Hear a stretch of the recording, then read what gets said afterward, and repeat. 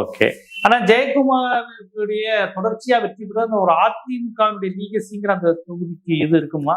இல்ல மீனவர் ஓட்டு இல்ல. இன்னைக்கு பாஜக உடைய கூட்டணிங்கிறது அந்த தமிழ்நாடு முழுவதுமே அது எதிரொலிக்குது. பாஜக தமிழ்நாட்டுக்குள்ள வந்தா என்ன நடக்குதுங்கிறத நம்ம பட்டியல் போட்டு பேசிக்கிட்டே இருக்கிறோம், நிறைய சொல்றோம். அதை தமிழ்நாட்டு மக்கள் அதை யாரும் விரும்பல. ஜெயக்குமார் என்கிற ஒரு நபருக்கு தனிப்பட்ட முறையில ஒரு இமேஜ் இருந்தா கூட சமீபமா அவருடைய பெர்சனல் இஷ்யூ எல்லாம் பார்த்தோம்ல, அது ஒரு பெரிய அவருக்கு செட்பேக் ஆகிப்போச்சு. அது ரெண்டாவது பாஜக அதிமுக கூட்டணிக்கு இன்னைக்கு காலையில ஒரு இடத்துல பாக்குறேன், அதிமுக வேட்பாளர் ஓட்டு கேட்டு போறாரு. அதுல 90% பாஜக வேட்பாளர் ஆட்கள்லாம் கூட இருக்காங்க. இன்னைக்கு காலையில பார்த்தாலே ஓட்டு போட மாட்டாங்கல்ல. இன்னைக்கு காலை அவன் தான் கூட நிக்கிறாங்க. நீ எல்லாம் அதிமுகவா?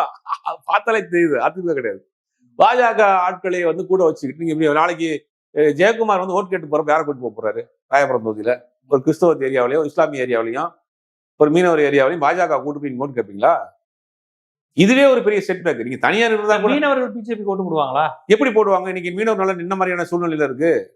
இன்னைக்கு டீசல் கட்டுப்பாடு இருக்கு. நீங்க என்ன கொடுத்துருக்கீங்க? மாநில அரசாவது 8,000 ரூபாய் 9,000 ரூபாய் 10,000 ரூபாய் மானியம் கொடுக்குறாங்க மீன்பிடி தடை காலத்துல. இந்த தேர்தல் அறிக்கையில கொடுத்துருவாங்க 8,000 ரூபாய் கொடுக்க போறோம், மாத்தி கொடுக்க போறோம்ன்றாங்க.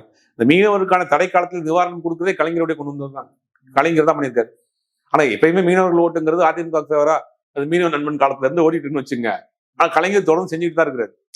அப்படி இருக்கப்ப அந்த மக்களும் யோசிப்பாங்க. தமிழ்நாட்டுல நீங்க எந்த கம்யூனிட்டியா இருந்தாலும் சரிங்க, பாஜகங்கிற ஒரு இயக்கத்தை தமிழ்நாட்டு மக்கள் ரொம்ப தெளிவா புரிஞ்சு வச்சிருக்காங்க.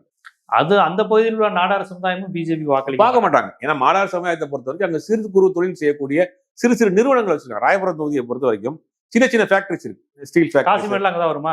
ஆமா, காசிமேட் அதை உள்ள வரும்னு நினைக்கிறேன். தண்டையார்பேட்டை. ஆமா, தண்டையார்பேட்டை அந்த ரோட்லாம் வரும். சின்ன சின்ன நிறுவனங்கள் இருக்கு, ஸ்மால் இண்டஸ்ட்ரீஸ் இருக்கு. அதெல்லாம் இன்னைக்கு எவ்வளவு பெரிய சிக்கல் இருக்கு. ஜிஎஸ்டின்னு ஒண்ணு போட்டு எத்தனை நிறுவனங்கள் மூடி போயிருக்கு.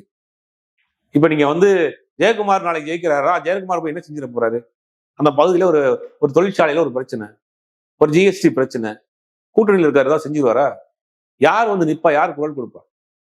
இப்ப அந்த மக்களுக்கு பாதுகாப்பு வேணுங்க. தொழில்துறை இன்னைக்கு கொஞ்சம் கொஞ்சமா செஞ்சுக்கிட்டு இருக்கு மத்திய அரசினுடைய தவறான தொழில் கொள்கையினால. இப்ப அதெல்லாம் பாதுகாக்க வேண்டிய கட்டாயத்தில் இருக்காங்க. அனுபவப்பட்டவங்க தான் தெரியும், அங்க போய் பாக்குறவங்க தான்.